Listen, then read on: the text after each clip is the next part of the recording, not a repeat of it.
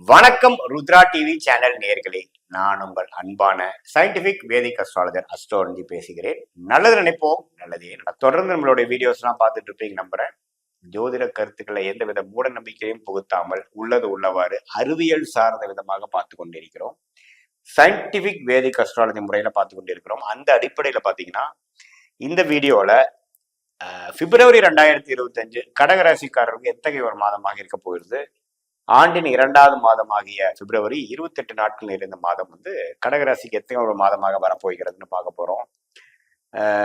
இப்ப பாத்தீங்கன்னா இந்த ஒளி தத்துவம் கர்மாவின் அடிப்படையில எப்படி நம்மளுடைய ஜாதகத்துல எப்படி உருவெடுக்கிறது, அது கோச்சாரம் எப்படி துணை பெறுகிறதுங்கிறது நம்ம பார்க்க போறோம். அந்த அடிப்படையில கடகராசிக்காரர்களுக்கு பிப்ரவரி 2025 எப்படி இருக்குன்னு பார்க்கும்பொழுது, ஆண்டு கிரகம் என்று சொல்லப்படுகிற குரு 11ஆம் இடத்துல நீடித்திருக்கிறது ஒரு அருமையான ஒரு சப்போர்ட், நல்ல ஒரு அமைப்பு. சனி 8ஆம் இடத்திலே இருந்து அஷ்டம சனி நீடித்து இருக்கிறார். இன்னும் ஒரு மாதத்துக்கு மார்ச் மாதம் முழுக்கும் கடகராசிக்கு அஷ்டம சனி நீடித்து இருக்கிறதுங்கிறது நம்ம தெரிஞ்சுக்கணும். அதே சமயத்துல ராகு 9ஆம் இடத்திலும் கேது 3ஆம் இடத்திலும் குரு பார்வை பெறுகிறார். ஸோ இப்படி இருக்கக்கூடிய அமைப்புகள் அஷ்டம சனி முடியக்கூடிய ஒரு காலகட்டத்துல நாம இருக்கும் பொழுது குரு சூரியன் புதன், அதாவது மகரத்தில் இருக்கக்கூடிய புதனை சூரியனை மாத கிரகத்தை குரு பார்ப்பது, அதாவது முதல் 2 வாரம் பிப்ரவரி 2 வாரம் பார்ப்பது நல்ல ஒரு அமைப்பு. ஸோ வருமானத்துக்கு, அதே சமயத்துல படிப்பு சார்ந்த விஷயங்கள், மாணவர்கள் மாதிரி டெக்னிக்கல் சாஃப்ட்வேர் ஃபீல்ட்ல இருக்கிறவங்களுக்கு எல்லாமே ஓரளவுக்கு நல்ல மேன்மை. குறிப்பாக முதல் 2 வாரம் நன்றாக இருக்கிறது. அதுக்கப்புறம் பாத்தீங்கன்னா 8ஆம் இடத்துக்கு ஒரு பிப்ரவரி 11ஆம் தேதி புதனும் பிப்ரவரி 13, 14ஆம் தேதி சூரியனும் மாறும் பொழுது கொஞ்சம் மறைமுகமான சில இன்கம் அது மாதிரி விஷயங்களை கொடுக்குது. பட் இருந்தாலும் ஒரு 3 நாட்கள் ஒரு 7 நாட்கள் வரைக்கும் சனியோட புதனும் சூரியனும் சேர்றப்போ கொஞ்சம் அந்த வருமான விஷயங்கள்ல, உடல் விஷயங்கள், தகப்பனார் விஷயங்கள்லாம் கொஞ்சம் கேர்ஃபுல்லா இருக்கக்கூடிய அமைப்புகள் கண்டிப்பாக உண்டு. பட் பொதுவா முதல் 2 வாரம் குரு சூரியன் புதனை பார்ப்பது ஒரு நல்ல அமைப்பு. சுக்கிரன் பாத்தீங்கன்னா 9ஆம் இடத்திலேயே நீடித்திருக்கிறார் மாதம் முழுவதும். செவ்வாய்ங்கிற ராஜயோகாதிபதி 12ஆம் இடத்திலேயே நீடித்திருக்கிறார்.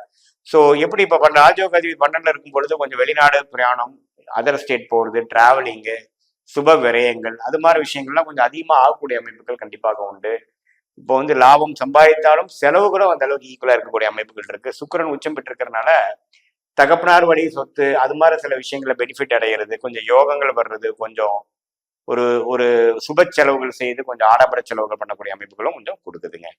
ஸோ 2025 பிப்ரவரி மிடிலுக்கு அப்புறம் பாத்தீங்கன்னா புதனும் சூரியனும் 8க்கு மாறுறார், செவ்வாயும் சுக்கிரனும் மாற்றமே இல்லை. அதுக்கப்புறம் மாதத்தின் இறுதி நாட்கள் பாத்தீங்கன்னா புதனே 9ஆம் இடத்துக்கு மாறுறார். ஸோ அதெல்லாம் ஒரு நல்ல அமைப்பு தான்.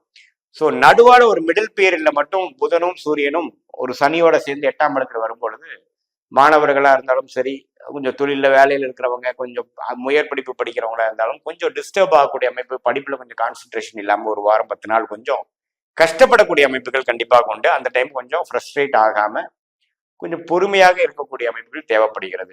ஆமா, 8ஆம் வீட்டுல கொஞ்சம் பாவத்துமா சனி சூரியன் சேரும் பொழுது கொஞ்சம் உடல் உபாதை, அடிவயிற்றுல கொஞ்சம் ஒரு டைஜஷன் இஷ்யூஸ், ரிச் ஃபுட்லாம் கொஞ்சம் அவாய்ட் பண்ணக்கூடிய அமைப்புகள் தேவைப்படுகிறது. ஏன்னா 8ஆம் பாவம் பாவத்துவம் அடைகிறது, குரு பார்வை பெறவில்லை.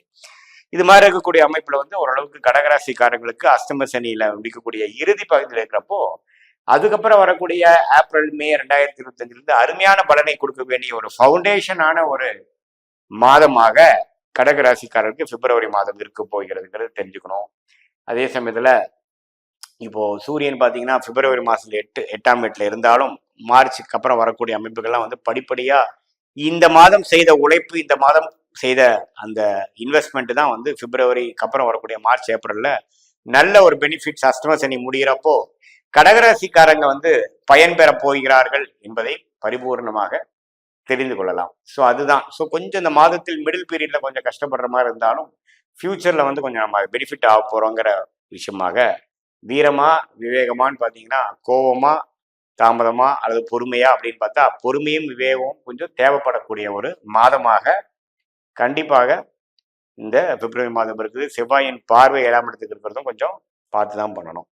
ஸோ இது மாதிரி கொஞ்சம் அமைப்புகள் பிப்ரவரி மாதம் 2025 இருக்கும் பொழுது இது ஒரு பொதுவான பலன்களே தவிர உங்களுடைய ஜென்ம ஜாதகத்துல தசாபுக்திகள் எப்படி போய் கொண்டு இருக்கிறது, லக்னாதிபதி எப்படி கொண்டு போயிட்டு இருக்குது, லக்னாதிபதி உச்சம் பெற்றிருக்கிறாரா, இப்போ நடக்கக்கூடிய தசநாதன் புக்திநாதம் கோச்சாரத்துல நம்ம எப்படி போயிட்டு இருக்கிறாரு, இதெல்லாம் பொறுத்துதான் துல்லியமான பலன்கள் நம்ம எடுத்து இப்போ வரக்கூடிய வாழ்ந்து வந்தக்கூடிய காலம் எப்படி இருக்குது, ஷார்ட் டேர்ம் ஃபியூச்சர் எப்படி இருக்குது, ஃபியூச்சர் லாங் டேர்ம் எப்படி இருக்குது, எது மாதிரி டைரக்ஷன்ல நம்ம போனா பிராப்தங்கள் நிறைந்ததாக இருக்கிறதுங்கிற எல்லா கொஸ்டின்ஸ்க்கும் நம்ம விடை தெரியக்கூடிய அமைப்பு இந்த இந்திய வேதத்துறை அமைப்புல இந்த கோச்சார அமைப்பும் இந்த தசாபுக்தி அமைப்பும் நம்ம ரெண்டையும் சேர்த்தி பார்க்கும் பொழுது துல்லியமான பலன்கள் எடுக்க முடியுங்கிறது தெரிஞ்சுக்கணும். இந்த கோச்சார அமைப்பு வந்து ஒரு பொதுவான பலன்கள் மட்டும்தான் அப்படிங்கிறதையும் நீங்க தெரிஞ்சுக்கணும்.